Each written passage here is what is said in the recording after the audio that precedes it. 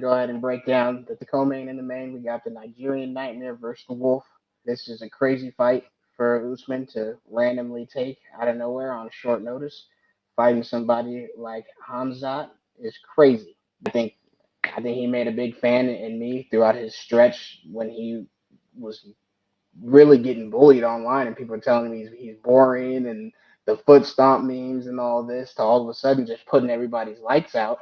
You know what I mean? A lot of big names that everybody was, thinking, oh, there's no way he gets through this guy, no way he gets through this guy. And it's crazy because he took the belt from somebody else that everybody was hated the entire time he had the belt. You know what I mean? When Woodley had the belt, no one liked him. He took the belt from Woodley, and you guys just transferred over the hate from one champion to the next, and it's just kind of crazy. But he had a little stretch like Masvidal's 2019 stretch, and that was super exciting to watch. He was the best in the world at 170 pounds. More affirmation tonight. And with Khabib Nurmagomedov retired, Johnny Bones hasn't fought in a while. That man looks like the greatest pound-for-pound fighter in the world right now. This probably motivates Usman a lot, the fight that he's got right in front of him. Huge challenge. Nobody really wants to fight this guy.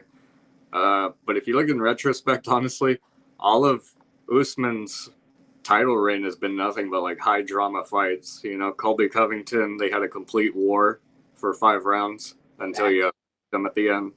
Then he goes straight to Jorge Masvidal, which if you're fighting Masvidal, it's drama no matter what. Fights Gilbert Burns, his former teammate, knocks him out. Fights Jorge again with all the drama of everybody hating him for the foot stomps. Knocks him out. Then Colby again, the guy you have the biggest rivalry with. Dana's favorite welterweight fight of all time was the original. And then you have a fight like you did again. I think all of that was like probably just burning him out. And that might have been a bit of a factor to why he was talking so much about retiring once he got Leon. Because Leon's felt like Leon's just this fight to restart everything, Considering he beat him in the early part of his career, he's like, damn, I'm lacking the division now. I'm going back in the circle. And my only options are either move up, which I'm not 100% sure I want to do, or stay here and keep spinning the block on these boys. And I do think that played a big part in it. And I think when he fought Leon the first time or the second time, I'm sorry, and then they had to do it again. I think the second time, I think he kind of snoozed on him when he started to coast in there again. He started getting disrespectful. You know what I mean? He started coasting on you in there, and everything is good, and boom, all of a sudden, shit's over with. You know what I mean? And so I do think the third fight, he had to come out with a little bit more respect there. But I also thought he fought pretty good in that fight. He did. He kind of left himself open for the same things again, but I think he did do very well in that fight. So I don't think he's really losing anything, coming into this one. I don't feel like he lost any steam coming into this one. I don't think he lost any momentum at all. And I think coming up in weight, you take one thing from Kamaru Usman, everything that guy's been able to do, and you take the one thing that he ever talks about that he hates dealing with away from him, the weight cut. I don't know, man. I don't know. That's a dangerous dude. Yeah, and honestly, after the Leon Edwards trilogy, all I was thinking was, this guy's probably going to retire, right? What's really left for him outside of maybe getting the belt back? But Dana making this an official title eliminator, that's the only thing left is legacy, be a double champ. Maybe defend once and ride out into the sunset. I can't personally think of anything else he could do. I think with that being said, I think with the issues that Izzy's dealing with right now, I think it kind of opened the door for Usman. Because I think that door was very closed for him for so long because it was Izzy's division. You know what I mean? And he didn't want to come in and kind of take anything away from him or come in and have to compete against him, being that they might have done champion versus champion like they do a lot with 45 and 55. So I think that kind of shut the door there for a little bit, and he kind of always had it. He kind of always had a little crack in that door, and I think the minute Izzy kind of stepped away for just a second, because we don't even know what Izzy's plan is going to be. You know what I mean? With all of this, is he going to come back after dealing with all of this? Does he decide that he's done enough? He has done enough. You know what I mean? What does he decide he's going to do? So I think now this might change everything. He did just recently say he was going to take time off, and you're not going to see him for a long time. But a long time to Izzy's probably half a year, if anything. Yeah. coming from that dude, he used to fight like, every week. So I think, yeah, long time for him. I feel he's gonna get the itch, knowing especially that dude does not like to sit on L's, man. He just doesn't. You know what I mean? I Yeah. think he's definitely gonna try to come back. I'd give it max like 11 months. I think it'll be one of those situations where it'll be like, oh, he was out almost a year. You know what I'm saying? And they make a big deal about it, and he'll come in and be easy. So I think the break for him is needed, but I think also the break was needed for Kamaru as well to reignite that fire. And I think that's exactly what we got here. Yeah, absolutely. I kind of question how serious Khamzat is recently after like the Nate Diaz fight. He showed up like what 8 pounds heavy, Mm. and then this Paulo fight. I don't know. I just kind of question how serious he's been taking it. Mostly off that Nate Diaz thing. There isn't drama like there was with the Nate Diaz one, but still, I know obviously he's at middleweight now, so should be no excuse when it comes to the weight. He come in and miss weight on this one. We got a problem. Yeah, but I mean, the raw talent. He's only been fighting for. I think he's only been pro for 5 years, which is insane That's what considering I'm where. saying. I think Sean O'Malley's been a pro longer than he has. And I think Sean O'Malley's been in the UFC probably 5 years now at this point. You know what I mean?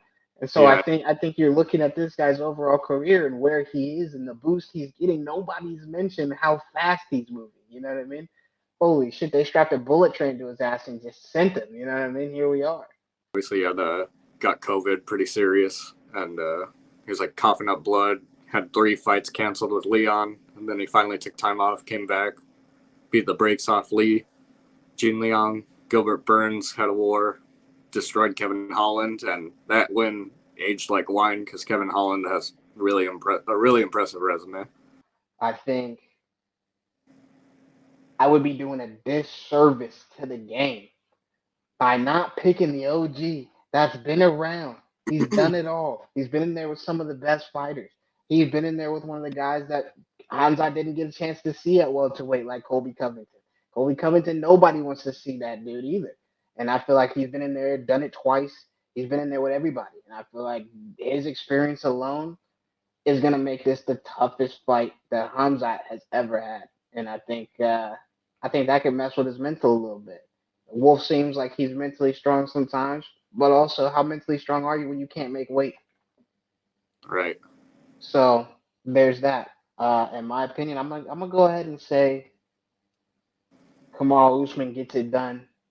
I think if Kamaru gets if he get disrespectful in there, it might get real disrespectful for the Wolf, and he could put him out of there. I'll go ahead and say Kamaru Usman gets a finish late round 4. It's 3 rounds, I believe. Oh shit, it's 3 rounds. That's right. Co-main, my bad. I was thinking we were gonna be 5. I'm so used to him being a title fighter. When's the last time he's had a fight that's less than 5 rounds? That's actually a really good question. He Excuse hasn't had me. 3 round fights since. Wow, that's funny. 2018.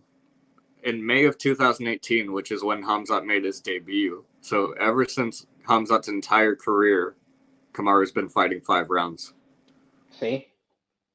My point exactly. So that's why I thought 5 rounds. That was by nature. You know what I'm saying? That was by nature. So being that it's 3 rounds, that actually makes a huge difference as well because Khamzat hasn't fought 5 rounds, right? And he got pretty tired against Gilbert Burns. He got tired against Burns. So we know if he goes all out, he ain't gonna make it. You know what I mean? He might get tired in that 3 rounds.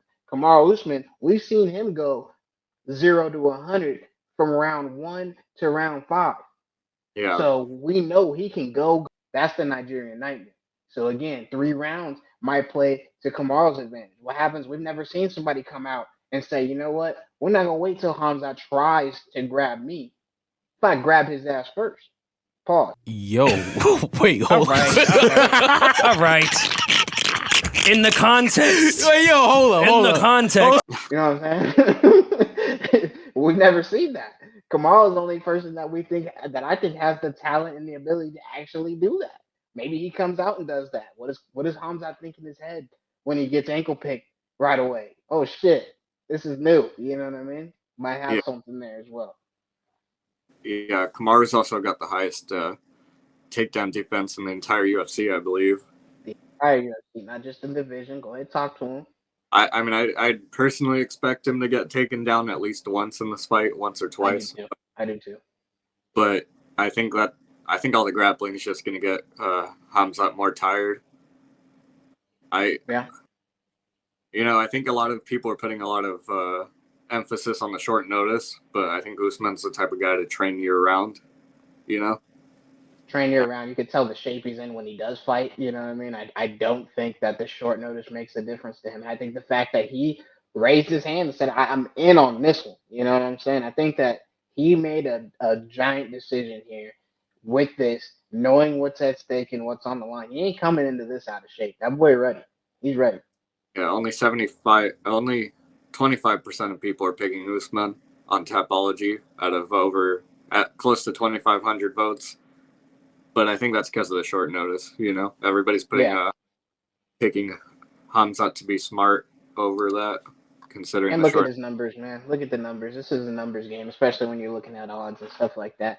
Another like Trevor Peak situation. You know what I mean? Where the guy's just such a fan favorite. Everybody loves Khamzat. You know what I mean? Khamzat's got such a big country backing and everything behind him as well. You know what I mean? When you're looking at numbers with these guys, it's kind of unfair sometimes when you have an entire nation that rides with these guys. You know what I mean? When you're a Nigerian fighter, I mean, yeah, he's got a nation behind him, but he lives in the States, so it's a little bit different. You know what I mean? And when you live here in the States, we don't get behind nobody. We can give a shit about it. You know what I mean? That's just kind of how it is. It's not like when you're, a fighter out of the UK, you know what I mean? And you come out in front of your crowd and everybody has a song for you and all that shit. In the US, we got too many mixed people. We don't care. You know what I'm saying?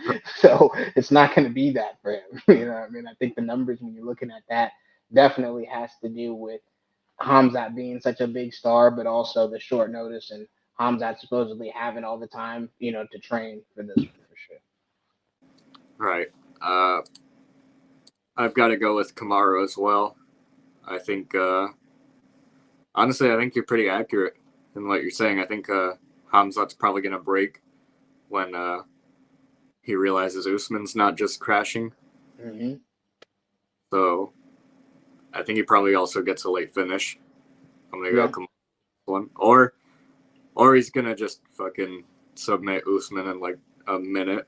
No, I just can't see that personally. I can't see that either. That's what I'm saying. It's like that's like the kind of thought process you have to kind of put your mind in when you are thinking about Khamzat, because that's what we've seen. You know what I mean? We've kind of seen him be able to come out, kind of ragdoll someone, dump him, get on top, and it's over with. I just don't see him doing that to Usman. If he does that to Usman, well, everybody go ahead and pack your bags. Go ahead and grab your kids, grab your dog. Go ahead and hop up on the Khamzat train and just ride that bitch to the end. If he does that to him, it's problems for everybody there. I think there's already been some training between him and Sean Strickland. There'll definitely be some clips chopped up with Sean Strickland being like, Khamzat, you're better than everybody in here. Just don't kill him. You know what I mean? Just don't kill him. There'll be some footage of that being showed in there if that's who's fighting next. You know what I mean? But I think there's something to all of this shit when you look at it at the bigger picture. So could be. Maybe he is better than everybody. We'll see. But I do think, with giving respect to the game, giving respect to the Nigerian Nightmare, I cannot just say, as nobody has been able to go out there and ragdoll him, that he will get done like that. I just can't see it. So I think with Khamzat trying his best to do that, is going to break him, going to wear him down. And I think late round 3, Kamaru Usman is going to get disrespectful. So we're both picking it unanimously. Late finish for the former champion, Kamaru Usman. That's it.